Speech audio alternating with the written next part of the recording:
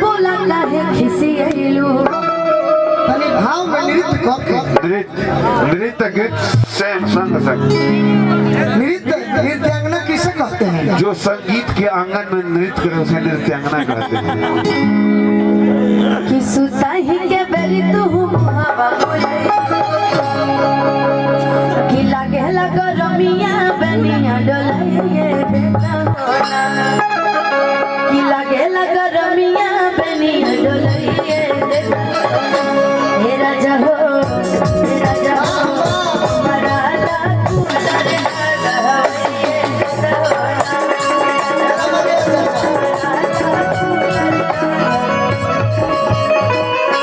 नाचे गावे दूरे ओकरे रखे दुनिया ये से तनी में अच्छा के करे डांस रखे के मालूम के हाथ उठा के बताओ जब तक रौरा समनोबल मिलल करा दिल से मिलल करा अनुपमा तनी चेहरा पर हंसी लावा जान हां रोजे ताहर प्रोग्राम में से मन थाक जाला मुस्कुराहट इज बेस्ट परफॉर्मेंस लेकिन कलाकार के नरम आवाज होके गरम आवाज होके लेकिन चेहरा पर हंसी रही श्रोता और नजर रहला तो कोई सरो कार्यक्रम बेड़ा पार लगा चेहरा पर चार्मिंग जरूरी है। अब सोचा कि हमरा गोली लागल होके डॉक्टर कहले कि 2 घंटा करे के बाद फिर रेस्ट करे के बाद बिहान भेला फिजियोथेरेपी करावे के बाकी श्रोता सही सलाम लय के मारल बानी तो बर्दाश्त हो जाए तो रोजे गावे के बाद तो सब सरस्वती के नाम ला तनी भाव में आवो भाव तनी कमर से तनी अनुलोम विलोम तनी कर चल तनी सब से हे राजा हो आओ तो हम भाव ना रानी हाथ तनी हाउ लको द रहो तनी गाव तब नो हम तार साथ देता तनी ताली बजा दे लोग अच्छा बैठ 2 मिनट प्रेम से कहल जाला इज्जत संभाल ले बे कहते कोई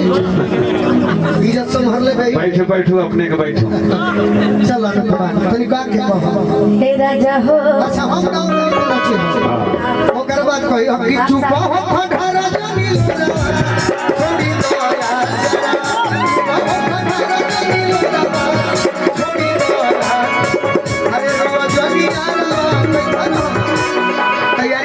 तैयारी में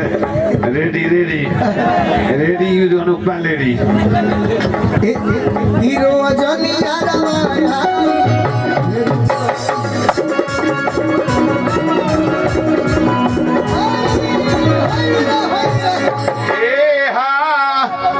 तो बड़ा निमर रहबा कि तनी जिलेबी छान दो कि तनी दूध को खा ली जा जिलेबियो जन न छानो एक घड़ी मोती चूर पारो भोजपुरी में हमारा मोती चूर पारा लगा जिस गाना बोलो हम कैसे रह के जैसन चहल रहनी अरे ऐसन रजो आहा सावर न गुर बाड़ा कोई कोई हम उतार के तो देखो तनी एगो बात कहतनी पूरा जन्मनी ए कहिदा है कहते मित्र सुदामा कह दो कहते मित्र सुदामा भाई लय के मार लय से देते हैं तब नृत्य खाली यही तरीका हो कि गोरी चहल जवानी जौन हमारा भोजपुरी जिला में भोजपुरी में आरा जिला में होता उहे हम सच्चाई बताते कि वो लड़का के वो लड़की मिला आ लड़का ऐसा धोती कुर्ता वाला देहाती का तो कहता कि गोरी चढ़ल जवानी अरे अब कुछ उलूर सीखो चल के सहूर सीखो शरीर कोनो ऐसा चेहरा हो जाला कि ओकरा में सब कपड़े निमन लगेला सही बात बा तारा में सब कपड़ा चाहे हमनियो के बानी जींस पेंट हम तो बुझाई के हमनियो के यार जाने के सचिव है तोरा में शेरवानी पहनबू तो ठीक है ये सब के बात देखो दे हाथ का लइका तो हटा कि जींस चाप छोड़ो कभी कभी फैशन के दौर में गारंटी की इच्छा न करें मेरे मित्रों, लेकिन आज नगद करूँ। एक नईकाई में अनिल भैया एगो ठेला पर हमारे गाँव के बड़े श्रीकांत थलू आई तो ठेला पर लिखल रहो कि आज नगद कल उधार। तो वही पढ़ाई के हमने के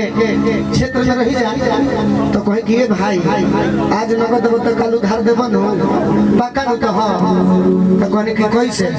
तो कल हो आखिर है बतिया पढ़ ली कल हो पढ़े तो लिखल आज नगद कल उधार ना मिलो आहा कि जिनसे टाप छोड़ो कभी कभी हमरा खातिर तू एगो सम्मान के बात बाड़ू तो कहलो कि हम जानो तनी कि तार हमर रिश्ता का बा ओ ना के कहतनी बुझ जाई हम कि जी हसनी ना पगल बुझाता यही से भीतर से हंसत है कि जिनसे टाप छोड़ो अरे माथ पचनरिया जहिया लेकिन ओढ़े के पड़ी चुप रहबे कि ना रे जई बुपिया के घरे जई बोलो अरे बन के बहुरिया बाकी तार घर गोरखपुर हन गोरखपुर जब लिखे रहे कि छोड़ा गोवा गोरखपुर अरे रहे भोजपुर सीखा कैसा कहा लोग निमन लगी भगवान के बात ना बुझाई एक घंटा बाद पूछा ना कि बोलू रे जब कौन गाना बोले रहे मारो माजा नहीं तो काहे हो बे जन्म तनी ढोही असर बात ना भूल माजा गलती नहीं की कह आज के जमाना ये कहता जौना के काम नहीं खे वो करे बेसी दाम बा हीरा रे रतनवा चिंता के करनवा सोना चांदी से कहो के करा आराम बा जौना के काम नहीं खो करे बेसी हवा पानी अन्न बिना रही ना जीवन जी आज सूरज ना पूजात बड़न जे करा से सुबह शाम बा जौना के काम नहीं खो करे बेसी कहे ले गई तरी सुनाई का हम जिकरी दूध दही से बेसी विचार बाज जाम बा जौना के काम नहीं खो करे बेसी का करो अब निमन तो गाना रहे कि बिन सजनी के जीवन अच्छा नहीं लगती निमन हो गए। एगो भाई हमारे बोला कि तहरा अखिया के काजल थोड़ा सा संगीत में घुमाने में गड़बड़ी हो जाला तहरा अखिया के काजल हमार जान ले गए हम सोचनी अनिल भैया के करा काजल में इतना सब्जी बा तो जनवे मारता तो एक दिन भर दे काजल न भेर के खड़ा कर दे पाकिस्तान के बॉर्डर पर मैं पाकिस्तानी देखते साफ हो जीते सब एक दिन चीन के बॉर्डर पर कि देखते भर दे ल भेर के हम हो जेती अनुपम के खड़ा कर कि देखा लोग पाकिस्तानी और सीडी देखते साफ ओ सही निमन रहल दोनों बात एगो गाना रह के एक परदेसी तेरा दिल ले गया जाते जाते मीठा मीठा नौजवान गाना की तो खुश हुई है वही पर मेहरारू कह दे कि बानी हम न होइले राजा शैम्पू से कहता सो जियो जियो राजा हो जा राज होगा छुछे खा रिक्शा का कोई एक गीत पर का कही हो एक गीत के माने बैठे है हमारे भोजपुरी बात बाकी चलो अनुपमा के कहां रही है ना कि जिनसे टाप छोड़ो माथ पचुनरिया जई बुपिया के घरे अरे बन के बहुरिया छोड़ो गोवा गोरखपुर चलो नावड़ी चलो आरा चलो बिहिया चलो चौरास्ता चलो सलेमपुर चलो धोबाहा चलो जगदीशपुर चला बगल में शाहपुर चलो दावा चलो सोनवाई बन जा हमार चाहे धोकराही टोला चलो कि छोड़ा गोवा गोरखपुर अरे रहे भोजपुर कह कि बलमा के थाती प्रभात भैया कुर्सी 1000 है आई हो दादा हमारा बात पर प्रभात भैया जाई रौरा धन में गुलर के फूल पड़ जाए तो गमछी दे दी अनुपमा कि बलमा के थाती जो गाव दिन राती हे भानु तहरो लय तड़पत है इनका लय तड़पत भीतर है उनका लीवर में 19 काटा था कि काहे ओ रवावताड़ू पूरा बाटी बाटी एगो हमरा भोजपुरी जगत में अनिल भैया बात कहला कि छनलू ढेर जिलेबी अरे पार मोती चूर सीख चल के सहूर सीख बाकी अब कूलर पर मांस पांच और था अब तारा डांस करे के पड़ी कान पर ले लेबू तनी मन लगा कान पर चटाना पांच कर अब डांस करे के पड़ी इतना समझा देनी घुमा फिरा के माने इहे कहे कर हां तारा के इतना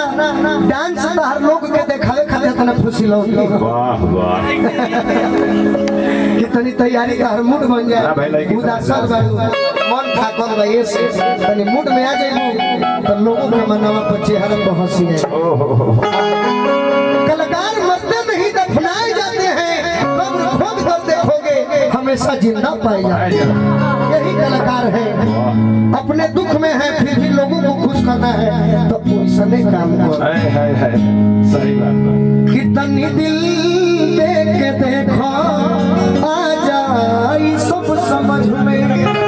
उससे अच्छा आप एक गाना गाते हैं और अभी कुछ दिन पहले एक डेढ़ महीने से बताया कि मुझे कि जिसके घर आईना नहीं होता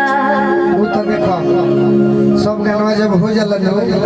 तो श्रोता के जे ओरिजिनल श्रोता बोकर खाते गीत अभी तनी नौजवान बड़े अतः नृत्य के कमे से इंतजार करत तनी जा बहुत इंतजार लोग वो तो कोई भी करब है